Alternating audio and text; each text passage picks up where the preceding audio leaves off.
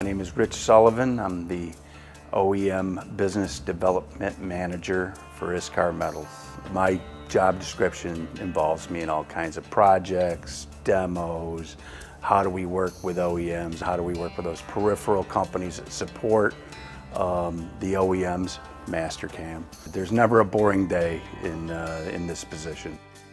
I got a call from Dave from Mastercam. Dave said, hey, what if we got you involved in a project to make a hollow body guitar? And of course I said, I'm listening. He went a little further and told me a little more about Dean Zielinski and found out that this guy's designed guitars for the greats, for Heart, ZZ Top, Kansas, the Cars, I mean all these other great bands. Just incredible guitars. So, you know, we thought about it, talked it out and said, yeah, of course, we're in. And we sat down and collaborated. We had several meetings, teams meetings, where we had people from Chicago, people from Houston, people from Seattle, because they're experts with these types of tools. We had all those people on the phone talking at the same time. And what was really nice was with ISCAR, our electronic catalog is it's image-based. So when we're talking about things, we're going into the electronic catalog. We can grab the model right in real time, plug that into the program, check out your clearances and say, yeah, I think we have something here. There's a lot going on with the neck.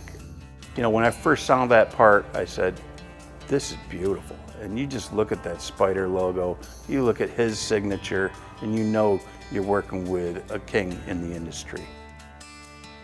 We used our Spinjet Micro on that part, and the Spinjet Micro is driven by the coolant flow. And we had plenty of coolant flow available, which allowed us to obtain 40,000 RPMs on a 2mm ball mill.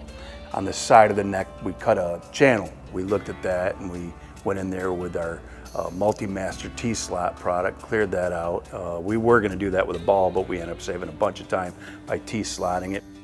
We used a lot of feed mill technology where we could.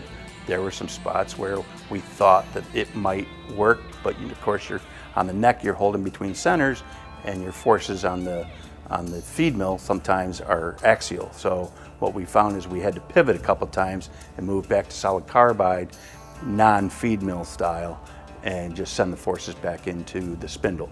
And that worked like a champ. You look at the backside, you look at the Z-Glide and all the holes that are there and the chamfering that's done on there and the finish. And this is going into somebody's hands.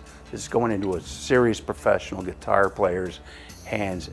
So it's got to be just right.